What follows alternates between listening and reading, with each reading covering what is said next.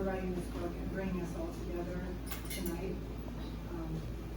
Thank you to Nick who helped me with this presentation.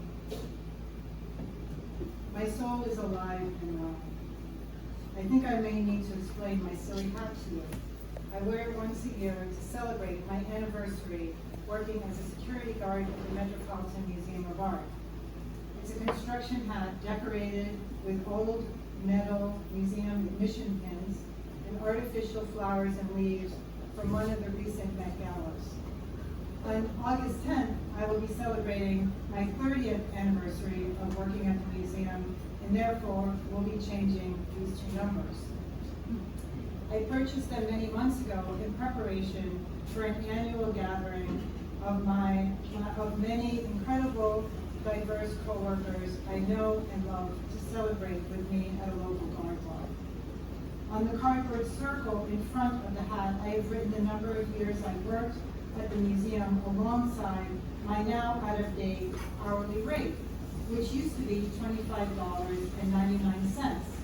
Ironically, I'm going to greatly miss that number. It reminds me of a sale price in Woolworth. I'm sharing all of this with you tonight because I believe in wage transparency. In May of this year, I got a raise of 78 cents. My new hourly rate is now $26.77. To celebrate this evening, I've had made 30 new wage pins, and with my current hourly rate, and to give them out to whoever would like one. Please feel free to take one from this museum quality tin can that I can give to pass around, saved for me by one of the chefs who works at the Met cafeteria.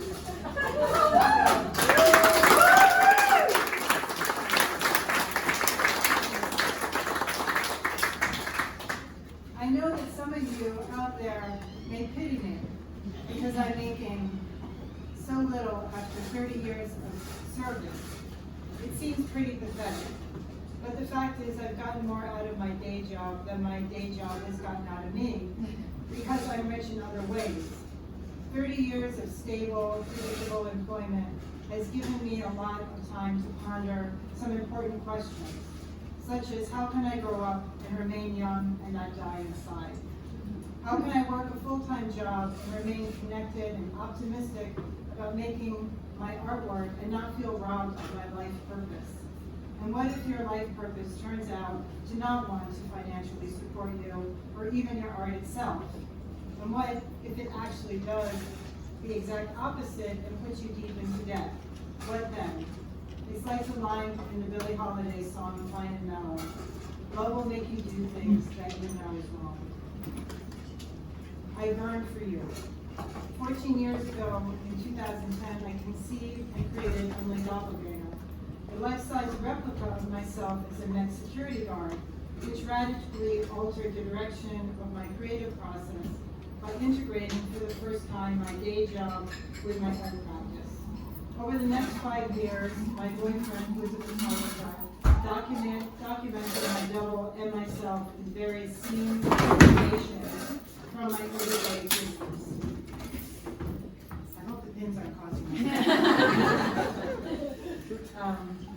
Everyday existence. To retire my doppelganger and release her from her earthly bounds, I chose to burn her in a spectacular final send-off. As the flames grew and devoured her, I saw in a fleeting moment with my eyes what was always felt but invisible, my own creative passion. Death is my life coach. It's hard not to think about death in the museum. It's all around you like an impassioned plea. Most of the artists in the Met's collection are dead. In addition, many of the museum walls are decorated with scenes of murders, battles, massacres, executions, and crucifixions in all media, not to mention mummies and relics too.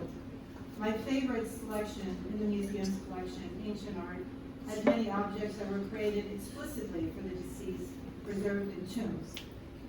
This helped me imagine my final creative act, which will be designing an urn for my own ashes.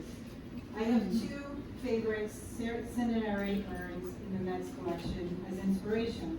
The first, an exquisitely carved 10th BC Roman marble imitation of a wicker basket and lid. The second, a 2nd century BC, Nick, I always get this word wrong. Etruscan. Etruscan. Etruscan limestone box. In the second one, the woman reclining on top of the container while a murder scene plays out beneath her. She looks quite relaxed and content, holding a fan that looks like a gigantic vagina. I look forward to creating my urn in good health and dying peacefully, fingers crossed. I'd like to joke that the ashes preserved in it will consist mostly of my feet, since I spend most of my adult life standing for a living.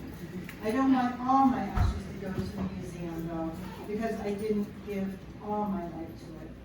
The executor of my will have instructions to try to gift my urn to the museum with some compelling words of why this would be a unique contribution to the modern and contemporary collection.